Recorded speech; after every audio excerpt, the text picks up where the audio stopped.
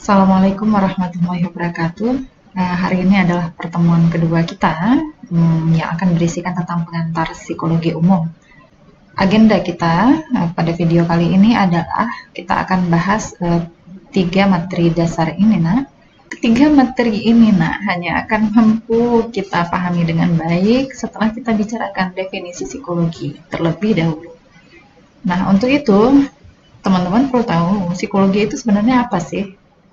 Mari kita cermati kasus berikut ini, Nak. Nah, yang kalian lihat ini adalah peristiwa yang benar-benar terjadi di tahun 2017.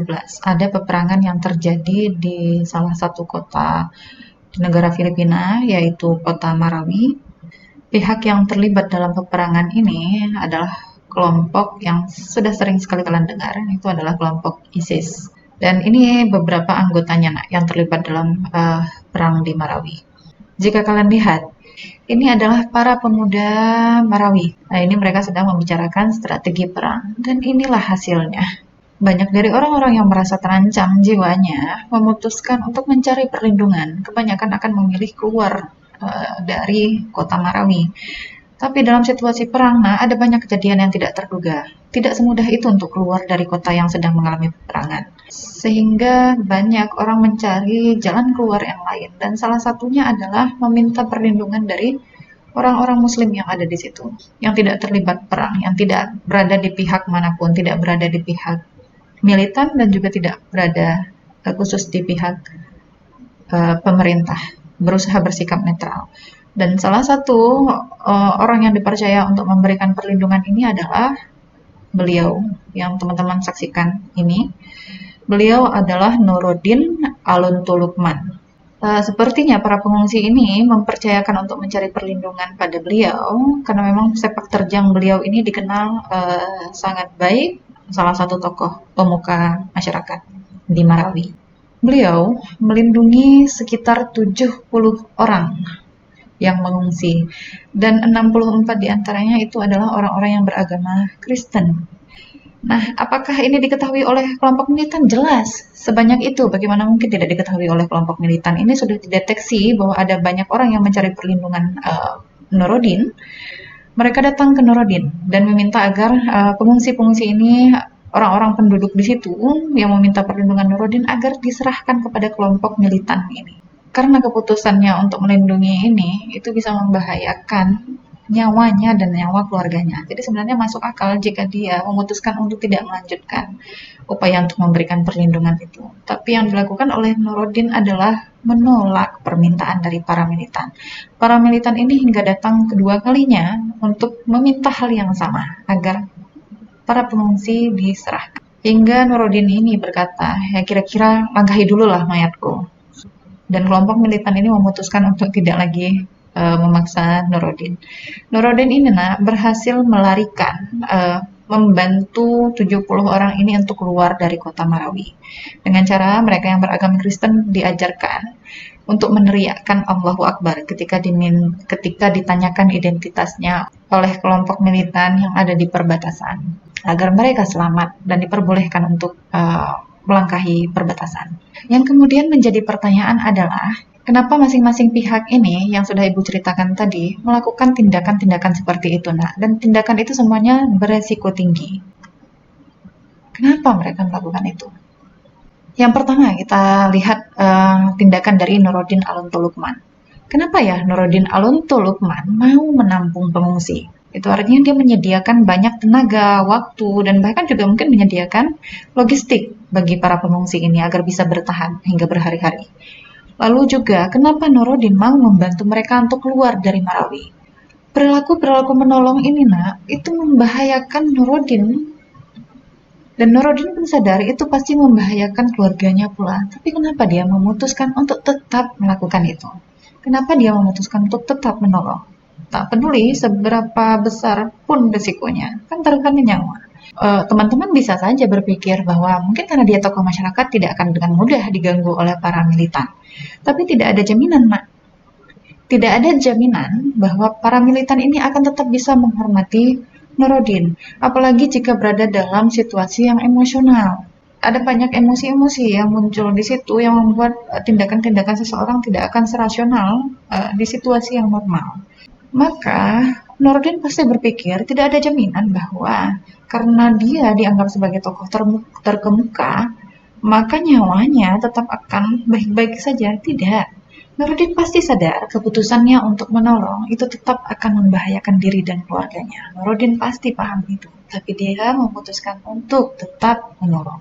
Kenapa? Dan kita lihat di pihak yang kedua. Kenapa pemuda multi ini, apa motivasi yang mendasari akhirnya mereka bergabung dengan ISIS? Nurdin pernah bertanya kepada salah satu pemuda yang bergabung dengan ISIS, kenapa mereka menempuh jalan se ekstrim itu?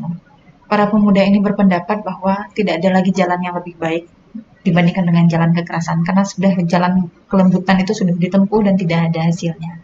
Maka Nurdin saat itu memastikan bahwa sepertinya sudah tidak ada lagi jalan untuk negosiasi ataupun kompromi, karena semua orang sudah sama-sama berada di pendapatnya masing-masing. Karena itu, Nurdin merasa perannya adalah untuk menolong. Sedangkan pemuda ini merasa bahwa untuk menyelamatkan Marawi, yang kita tidak tahu menyelamatkan dari apa hingga mereka menempuh jalan kekerasan seperti ini, motivasi apa jadi yang mendasari hingga mereka bergabung dengan ISIS, lalu juga melakukan pengeboman, mengeksekusi orang yang mungkin bahkan tidak bersalah, tidak ada sangkut pautnya dengan peperangan ini. Nah, para ahli yang bergerak di bidang psikologi berusaha mencari jawaban-jawaban di balik perilaku ini. Nah, jadi target utama yang akan dilihat adalah perilaku-perilaku individual.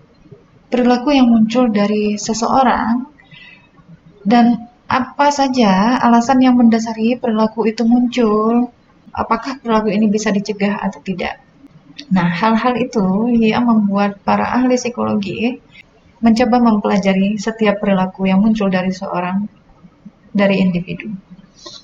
Lantas apakah hanya kasus-kasus ekstrim seperti ini saja yang menggugah keingintahuan para ahli yang bergerak di bidang psikologi? Tidak, nak. Kehidupan sehari-hari kita itu sangat menarik untuk dipelajari. Seperti bagaimana akhirnya kita memutuskan untuk bangun. Kenapa kok ada orang yang kena insomnia, susah tidur? Kenapa ya kok orang bisa dengan mudahnya frustrasi? Kenapa ya ada orang yang mengalami depresi? Kenapa ya ada orang yang tidur padahal dia barusan bermimpi, tapi mimpinya sudah tidak diingat lagi beberapa menit kemudian. Kenapa ya ada pengalaman-pengalaman yang menyenangkan dan juga kita pernah mengalami pengalaman-pengalaman yang buruk, tapi pengalaman buruk itu yang jauh lebih membekas. Nah, pertanyaan-pertanyaan yang muncul di keseharian kita ini, nah bahkan juga masuk di lingkungan sekolah, lingkungan kerja, itu menjadi pertanyaan-pertanyaan besar. Apapun yang terkait dengan perilaku dari individu itu layak untuk dipelajari. Bahkan mungkin hal-hal yang selama ini menurutmu tidak pernah kamu pikirkan secara mendalam.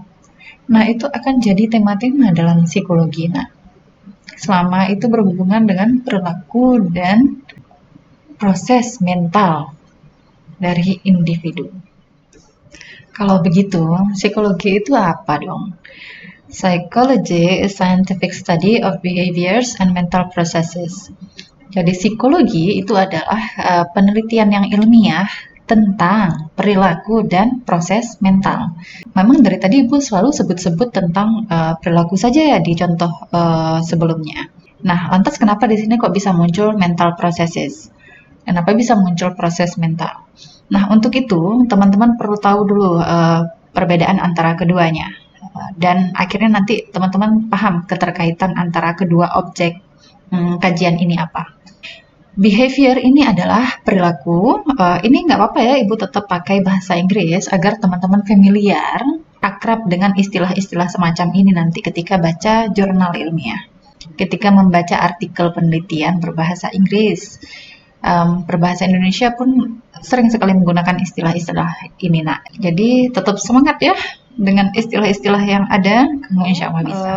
Apa perbedaan antara perilaku dan proses mental?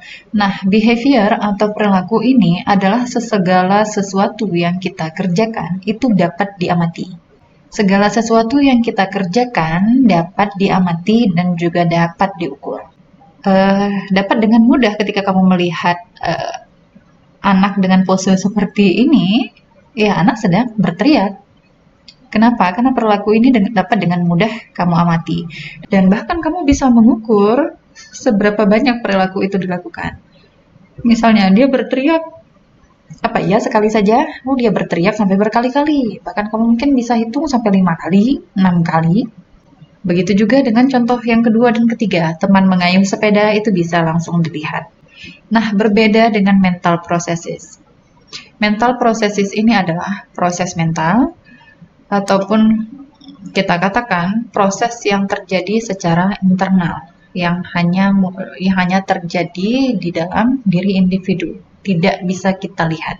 Jalan pikiran bisa kita lihat? Tidak. Tapi barangkali misalnya teman-teman katakan, ya kita kan bisa tahu pemikirannya bagaimana setelah dia berpendapat, memberikan pendapat di dalam kelas. Maka yang teman-teman sedang lihat itu bukanlah proses mentalnya, tapi yang sedang kalian lihat adalah perilaku kalau begitu. Perilaku dia memberikan pendapat, perilaku dia mengekspresikan ide. Tapi proses mentalnya sendiri itu tidak terlihat. Bagaimana dia memproses ide tersebut ketika diberikan topik, dia bisa memikirkan sampai sejauh apa. Itu prosesnya sendiri tidak bisa kamu lihat. Itulah kenapa disebut proses mental. Itu pula yang terjadi dengan perasaan dan motivasi. Perasaan dan motivasi tidak bisa dilihat. Oke lah, kita katakan seseorang marah. Kamu hanya tahu dia marah setelah dia menampilkan perilaku tertentu. Misalnya membanting pintu, berteriak, ataupun tiba-tiba mengumpat. Maka ya disinilah teman-teman baru bisa merasakan bahwa ya proses mental yang salah satunya ini adalah perasaan itu sendiri tidak bisa dilihat. Nah, baru ketika dia menjadi perilaku, itu baru kita berani katakan dia marah. Lantas inilah yang dikerjakan oleh para psikolog. Bagaimana caranya behavior, perilaku, dan proses mental ini bisa diukur dengan jalan sains. Jadi psikologi itu tidak akan dengan mudah mengatakan orang baru lewat sebentar saja, ini orangnya pasti begini, ini orangnya pasti begitu. Tidak, nak. Jadi itu bukan jalan psikolog, bukan jalan psikologi. Psikologi ini harus mengambil kesimpulan berdasarkan metode ilmiah. Dan metode ilmiah itu adalah satu, describe, mendeskripsikan tentang perilaku dan proses mental ini. Yang kedua adalah explain, menjelaskan lagi-lagi tentang kajian ini, behavior dan mental processes. Dan yang ketiga adalah predict, memprediksi perilaku, memprediksi proses mental. Yang keempat adalah kontrol. Apakah orang-orang yang bergerak di bidang psikologi melihat anak berteriak ini langsung nanti bisa menyimpulkan bahwa, oh ini dasar ini anaknya nakal. Kesimpulan seperti itu tidak akan bisa diambil kalau belum melakukan proses 4 tahap ini. Maka bagaimana proses yang pertama, describe. Maka yang dilakukan pada describe ini adalah berteriaknya sampai berapa kali. How much, berapa kali berteriak. How long, berapa lama berteriak. Kemudian when, kapan dia berteriak, di situasi apa saja anak berteriak. Kapan saja anak berteriak. Rupanya anak berteriaknya misalnya ketika mainannya direbut oleh adiknya. Barangkali ketika dari hasil pengamatan, anak berteriak ketika ibunya lebih sering memperhatikan adiknya, padahal kakak sudah berusaha memancing-mancing perhatian ibu. Atau yang ketiga, ketika anak diajak ke pusat perbelanjaan, dia mengambil suatu barang yang dilarang oleh ibunya, lantas dia berteriak agar barang itu boleh diambil. Ada tiga contoh deskripsi kapan saja perilaku ini muncul. Maka nanti akan bisa lanjut ke tahap yang kedua. Tahap yang kedua ini adalah setelah kita deskripsikan tadi berapa kali dia berteriak, berapa lama dia berteriak, kemudian kapan saja dia berteriak, maka nanti di proses 2 berlanjut kepada tahap penjelasan. Penjelasannya, kalau dia berteriaknya adalah saat di pusat perbelanjaan, dia meminta barangnya, berarti teriakan ini berfungsi sebagai cara agar orang tua menuruti keinginannya. Jadi, teriakan itu punya fungsi atau tujuan untuk memperoleh keinginan. Kalau yang diambil adalah yang tadi, kalau ternyata teriakan itu munculnya saat ibunya bercanda dengan adiknya, lalu tidak ada angin, tidak ada hujan, anak berteriak, maka kita bisa jelaskan di sini bahwa sumber teriakannya itu atau penyebab teriakannya itu adalah karena ingin mencari perhatian ibunya. Jadi, teriakannya itu bertujuan untuk menarik perhatian. Beda ya dengan yang tadi Ibu katakan, yang sebelumnya adalah untuk mendapatkan keinginan berupa barang agar orang di lingkungan menuruti keinginannya. Teriakan yang kedua tadi adalah untuk menarik perhatian dari ibunya. Lalu yang misalnya yang pertama, rupanya karena adiknya mengambil mainan. Teriakan ini berfungsi untuk mengkomunikasikan keinginannya kepada adiknya yang lebih muda. Nah, jadi nanti hanya ketika deskripsi ini dapat diukur dengan jelas, maka akan mudah nanti untuk mengexplain, untuk menjelaskan kenapa perilaku berteriak ini muncul. Lantas, nanti akan muncul ke tahap ketiga, bisa predik. Predik itu adalah memprediksi ya, memprediksi perilaku. Maka akhirnya nanti kita bisa prediksi jika ibu lebih sering memperhatikan adiknya, maka perilaku berteriak ini akan lebih sering muncul. Atau nanti kita juga bisa prediksi perilaku berteriak ini muncul setiap kali dia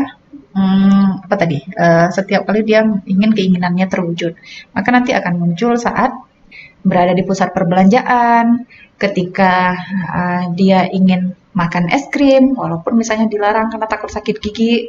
Nah, akan muncul di saat-saat seperti itu. Nah, kalau sudah bisa diprediksi seperti ini, akan mudah nanti untuk kontrol. Nah, tahap kontrol. Tahap kontrol ini adalah ketika kita sudah memastikan 1, 2, dan 3 ini penjelasannya memadai, maka yang kita inginkan ini nanti, misalnya perilaku berteriak ini kan tidak diharapkan oleh orang tua dan juga tidak diharapkan muncul dalam lingkungan. Biasanya kan orang tua juga malu ya kalau melihat anaknya berteriak. Yang diharapkan adalah nanti ketika kita sudah paham tentang ini, 1, 2, dan 3, akan ada kontrol. Kontrol itu adalah bagaimana caranya perilaku berteriak ini kita kurangi. Jangan berharap mulu bahwa anak akan sama sekali tidak berteriak. Namanya saja anak-anak. Kita tetap akan ada masa-masa mereka untuk berteriak dengan alasan apapun. Nah, hanya saja yang kita harapkan pada kontrol ini adalah perilaku berteriak ini kan perilaku yang maladaptif, yang tidak cocok dengan lingkungan. Itu bisa kita turunkan, misalnya frekuensinya. Dari sebelumnya itu sampai dalam sehari bisa sampai 10 kali, maka kita harapkan nanti bisa turun menjadi hanya 5 kali saja. Nanti turun bertahap. Nah, itu adalah proses kontrol di sini. Ketika kita berkeinginan untuk mengubah atau memodifikasi perilaku. Itulah jalan sains. Dan itu semuanya pengamatan yang dilakukan itu pengamatan yang sistematis. Nah, tadi misalnya harus diukur berapa kali, berapa lama, kapan saja. Itu adalah pengukuran yang sistematis, yang tertata. Step by step-nya jelas. Baru kemudian kita bisa dengan mudah menjelaskan. Kalau tidak ada pencatatan di sini, bagaimana bisa kita menjelaskan? Bisa saja kita langsung simpulkan, wah anak nakal ini. Ingat, perilaku itu selalu ada sumber penyebabnya, selalu ada faktor yang menyebabkannya. Maka itu yang ingin dicari oleh para psikolog, agar apapun sumber penyebabnya itu adalah sumber penyebab yang bisa dijelaskan secara objektif, bukan hasil prasangka, ataupun asal-asal berdasarkan pengetahuan kita. Padahal kita tidak sepenuhnya paham tentang individu. Kita tidak sepenuhnya paham tentang manusia. Setiap individu itu pasti berbeda, punya pengalaman yang berbeda juga, maka sebenarnya prinsip kehati-hatian inilah yang ingin dilakukan oleh para psikolog agar kita tidak mudah menjustifikasi prasangka kita terhadap perilaku seseorang. Dan itu ditempuh dengan jalan yang objektif. Kita mengatakan bahwa, oh, perilaku berteriaknya karena ingin menarik perhatian. Itu bisa kita buktikan, bukan asal-asalan. Sehingga kalau perlu treatment, perlu tindakan, orang tua ingin mengubah perilaku anak agar anak nanti bisa bersosialisasi dengan baik. Kan tidak ada orang tua yang mau anaknya bertemu dengan teman-temannya, cara komunikasinya malah teriak-teriak. Itu hanya bisa ditempuh dengan cara yang sistematis seperti ini. Nah, jika ingin mengubah perilaku atau memodifikasinya.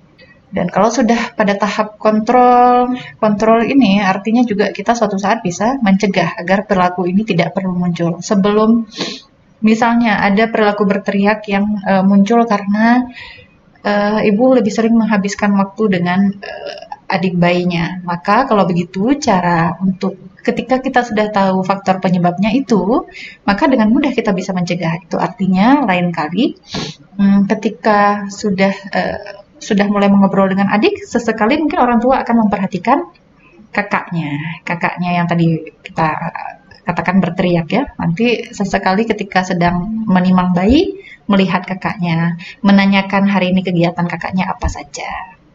Begitu. Kali ini Ibu akan jelaskan sekali lagi tentang keempat proses ini agar kamu jadi jauh lebih menguasai. Dan contoh yang akan kita pakai ini adalah khusus artikel penelitian. Nah, ini penelitian yang dilakukan oleh Brown and Dunn di tahun 1991. Mereka ingin melihat sejauh mana anak dapat mengekspresikan internal state mereka. Internal state itu adalah keinginan, perasaan, dan pikiran mereka. Nah, meskipun ini internal state, mohon dipahami bahwa ini pada akhirnya adalah perilaku yang akan diukur. Ini perilakunya adalah membicarakan keinginan, perasaan, dan pikiran anak. Perilaku yang ingin diamati adalah pada anak-anak. Para peneliti ini menempatkan satu kamera yang nanti bisa memonitor perilaku anak berusia 24 bulan hingga 36 bulan. Jadi anak dengan usia 2-3 tahun. Dan semuanya adalah anak yang lahir di urutan kedua, jadi anak kedua. Otomatis mereka punya kakak atau abang. Apa yang dilakukan di describe, tadi kan perilakunya adalah membicarakan keinginan, perasaan, dan pikiran. Nah, dideskripsikan dulu perilaku membicarakan internal state ini apa saja. Oke, dipecah membicarakan keinginan itu bentuknya seperti apa. Misalnya, dalam penelitian itu, perilaku membicarakan keinginan itu akan muncul dalam kalimat-kalimat seperti aku ingin barang itu, aku mau itu, kalimat-kalimat yang ditunjukkan anak untuk menyatakan keinginan mereka. Perilaku anak yang membicarakan perasaan itu nanti akan ditunjukkan misalnya dengan aku gembira, aku suka, aku takut, aku sedih. Satu lagi ya, perilaku mereka membicarakan jalan pikiran mereka. Perilaku itu nanti akan ditunjukkan dengan kalimat-kalimat seperti aku tahu. Jadi ini dideskripsikan sampai berapa kali kalimat-kalimat yang menunjukkan keinginan. Kita katakanlah begini, diambil sampelnya adalah 1 jam pengamatan. Jadi dalam 1 jam itu berapa kali muncul kalimat-kalimat yang menyatakan keinginan, berapa kali kalimat yang muncul berupa perasaannya, berapa kalimat yang muncul tentang pikirannya. Juga di situ dideskripsikan bagaimana respon orang tuanya menghadapi pernyataan-pernyataan atau kalimat-kalimat anak ini yang menyatakan keinginan, perasaan, dan pikirannya. Lalu apakah ini kapan saja kalimat-kalimat ini muncul? Ketika bersama orang tua, munculkah juga ketika bersama dengan abang atau kakaknya? Lalu muncul dalam situasi apa? Situasi bermain, dalam situasi membantu ibu, dalam situasi seperti apa? Nah, itu dideskripsikan dengan selengkap-lengkapnya dari hasil pengamatan melalui video tersebut. Nah, baru kemudian nanti akan dilakukan explain, tahap yang kedua. Kenapa muncul? Pada saat kapan saja muncul dan itu kenapa? Kenapa bisa muncul di saat-saat seperti itu? Nah, itu nanti akan dijelaskan di explain. Hasil penelitian itu menunjukkan bahwa anak usia 24 bulan, ini 2 tahun ya, itu sudah membicarakan tentang keinginan perasaan mereka. Hasilnya adalah baik anak 24 bulan hingga 36 bulan itu lebih banyak membicarakan tentang internal state keinginan dan perasaan saja. Pikiran itu jarang sekali diucapkan oleh anak. Itu berlaku sama. Lalu kemudian, oke lah, sekarang kita sudah dapat hasilnya. Dua-duanya membicarakan tentang internal state, keinginan dan perasaan. Apa fungsi dari membicarakan keinginan dan perasaan itu? Pada anak usia 24 bulan atau 2 tahun, kalimat-kalimat mereka tentang keinginan mereka, aku ingin dapat mainan itu, aku ingin beli mainan itu, atau misalnya perasaan. Aku sedih, aku takut kecoa lewat, aku takut itu ada ulat, aku sedih kalau mama tinggal, misalnya. Nah, pada anak usia 24 bulan, tujuan membicarakan keinginan dan perasaan itu lebih pada untuk memenuhi kebutuhan mereka sesegera mungkin. Misalnya saat itu memang takut, misalnya katakanlah takut kucing. Dengan menyatakan bahwa dia takut kucing, harapannya adalah orang tua cepat-cepat menghindarkan dia dari situasi dekat dengan kucing. Dia minta agar ibunya mengusir kucing. Tapi itu dia katakan dengan kata-kata, aku takut kucing. Begitu. Jadi fungsinya adalah untuk memenuhi kebutuhannya sesegera mungkin saat itu juga. Sementara ketika dia sudah mendekati usia 36 bulan atau usia sekitar 3 tahun, kebanyakan pembicaraan tentang keinginan perasaan ini, Nak, fungsinya sudah agak berbeda dengan yang di usia 24 bulan tadi. Pada usia 36 bulan itu, kebanyakan pembicaraan keinginan dan perasaan ini tujuannya lebih pada anak-anak ini sedang berusaha untuk memahami lawan bicaranya, ingin saling bertukar informasi, ingin agar orang lain paham apa yang dia rasakan, apa yang dia inginkan, tapi tidak seperti pada anak yang usia 24 bulan. Itu lebih pada untuk ya misalnya ketemu hal yang tidak menyenangkan agar cepat-cepat orang tua bisa menjauhkan dia dari situasi itu. Tapi pada anak 36 bulan ini sudah lebih pada tahapan yang lanjut ya, Nak. Sudah lebih saling bertukar informasi, lalu sudah semakin paham cara membuat orang tertawa. Dia sudah paham, sudah ada pemahaman yang lebih lanjut jika dia berada di posisi orang tersebut. Jadi pembicaraan tentang keinginan perasaannya pun jadi lebih canggih, lebih kompleks. Nah, kenapa ini bisa terjadi? Peneliti ini menjelaskan di sini pada tahap 2 bahwa ini mungkin saja terjadi karena orang tua memfasilitasi percakapan ketika ada situasi, ketika anak sedang berada dalam situasi bermain. Sering kan anak misalnya bermain pura-pura, dia pegang boneka lalu seolah-olah boneka itu adalah dia atau itu temannya, atau nanti ada boneka ini ibunya, itu ayahnya.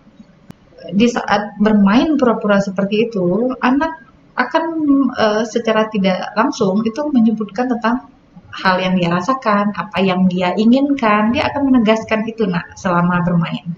Semakin mendekati usia 36 bulan, orang tua akan lebih banyak membicarakan ya keinginan dan perasaan dengan cara yang lebih mature, agak dewasa sedikit dalam hal misalnya gini, coba perhatikan apa yang ibu rasakan, apa yang adikmu rasakan, apa yang kakakmu rasakan nanti kalau kamu melakukan ini. Dan itu biasa dapat difasilitasi dalam situasi-situasi bermain. Ataupun ketika misalnya memang ada hal-hal yang dilakukan anak dan orang tua mungkin tidak suka, lantas menegur dan lain sebagainya. Nah, kalau begitu setelah hasil itu, maka predik itu artinya semakin sering orang tua memfasilitasi anak untuk membicarakan keinginan dan perasaan, maka itu akan membuat anak semakin sadar apa saja yang dia inginkan dan apa saja yang dia rasakan itu secara lugas. Maka ini mungkin akan memprediksikan bahkan ini mungkin akan bisa memprediksi kemampuan dia dalam bersosialisasi dengan teman. Itu artinya dia dapat dengan lebih mudah menyatakan emosinya, lebih mudah menyatakan keinginannya. Jadi orang lain tidak meraba-raba apa yang dia mau. Kalau dia marah, misalnya tidak akan mengatakan, enggak kok aku nggak marah. Hal keempat adalah kontrol.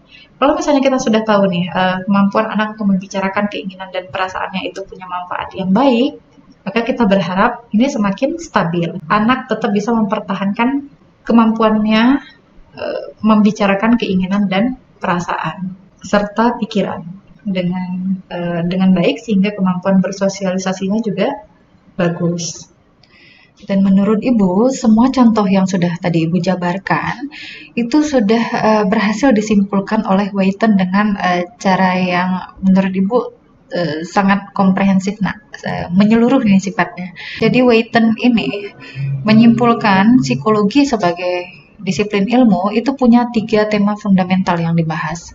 Kadang Ibu juga sebutkan ini sebagai karakteristik utama dari psikologi. Nah, yang pertama itu adalah psikologi ini bersifat empiris. Empiris itu apa? Empirisme itu adalah premis atau dasar pemikiran bahwa pengetahuan seharusnya diperoleh melalui observasi. Harusnya melalui pengamatan. Jadi bukan hasil dari spekulasi, tebak-tebak buah manggis, atau penalaran hanya versi logika kita saja, atau kepercayaan tradisional, atau hanya common sense saja. Common sense itu ya hasil menurut akal sehat kita. Tidak cukup. Tidak bisa seperti itu. Psikologi itu science, dan sifatnya ini adalah empiris. Jawaban dari suatu perilaku setelah dilakukan observasi atau pengamatan.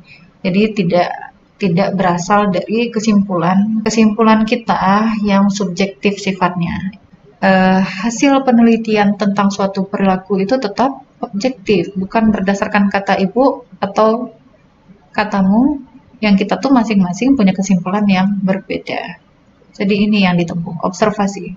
Dengan observasi ini datanya akan objektif, lepas dari perbedaan-perbedaan individual antara ibu denganmu, kamu dengan tetanggamu, kamu dengan keluargamu. Nah, lalu yang kedua adalah psikologi ini dilandasi cakupan teori yang luas. Maka kita akan mempelajari teori ini berkali-kali bertahanlah. Teori ini adalah tentang suatu prinsip-prinsip yang ada di psikologi, dan ini nanti akan bisa kita terapkan ke banyak sekali perilaku. Jadi teori ini adalah sistem dari ide-ide yang saling terhubung yang digunakan untuk menjelaskan rangkaian observasi. Maka kita katakan tadi, observasi yang ditunjukkan dari penelitian Brown and Dunn itu banyak sekali menjelaskan tentang apa tadi? Pernyataan, anak punya kesadaran tentang afeksinya, anak punya kesadaran tentang apa yang dia inginkan, apa yang dia pikirkan. Berarti ini akan sangat berhubungan dengan teori-teori perkembangan. Ya, teori-teori perkembangan ini akan banyak sekali menjelaskan tentang tahapan perkembangan anak di usia sekian sampai usia sekian. Remaja dari usia sekian sampai remaja akhir. Jadi pelajari teori ini dengan seksama. Jangan sampai kelewatan dengan teori. Karena kesinilah nanti kita akan kembali ketika kita melihat dari segi praktek di tengah lingkungan kita sehari-hari, itu kadang tidak ideal. Maka kita akan berharap kita akan bisa selalu kembali ke proses yang ideal. Maka teori itu akan memberi kita standar itu. Kita tahu mau kembali kemana. Dan yang ketiga adalah psikologi sebagai disiplin ilmu ini lahir dengan latar belakang konteks sosial historis. Konteks sosiokultural ini kan melekat dalam kehidupan sehari-hari. Mau tidak mau ini akan mempengaruhi psikologi dari masa ke masa. Nanti teman-teman akan melihat dari sejarahnya, itu psikologi akan berkembang dari pertama pendekatannya eksperimental. Tapi kemudian nanti melangkah lebih jauh, sampai nanti mungkin teman-teman pernah mendengarkan bahwa perilaku kita digerakkan oleh alam bawah sadar kita misalnya. Nah, itu banyak sekali pendekatan-pendekatan yang hanya mungkin yang salah satunya itu dipengaruhi oleh konteks ini, konteks sosio-kultural, konteks sosial kita, konteks sosial kita dalam bermasyarakat. Ada nilai-nilai budaya yang itu akan juga mempengaruhi psikologi sebagai disiplin ilmu. Dan berikut ini adalah tema fundamental tentang kajian psikologi, sementara yang tadi itu tentang psikologi sebagai disiplin ilmu. Nah, kajian psikologi itu kan tentang perilaku dan proses mental. Nah, 3 tema fundamental tentang kajian perilaku ini adalah 3 hal ini yang perlu kamu ingat. Perilaku individu itu ditentukan oleh penyebab yang beragam. Maka nanti akan dilakukan satu observasi untuk menentukan apa saja penyebabnya. Jadi datanya juga lagi-lagi objektif, tidak asal kita simpulkan begitu saja. Hanya berdasarkan kata ibu, kata teman, kata orang itu, kata tokoh masyarakat itu, tidak. Kita pulang ke data yang objektif. Lalu yang kedua, perilaku ini dibentuk oleh warisan budaya. Kita pastinya bersosialisasi, bahkan ibu kita itu mengasuh kita dengan pola asuh yang barangkali diturunkan dari orang tua beliau. Dan itu barangkali adalah nilai-nilai budaya setempat. Nah, jadi mau tidak mau perilaku kita pun akan berhubungan dengan budaya setempat. Lalu kemudian perilaku ini juga dipengaruhi oleh aspek genetika dan juga lingkungan.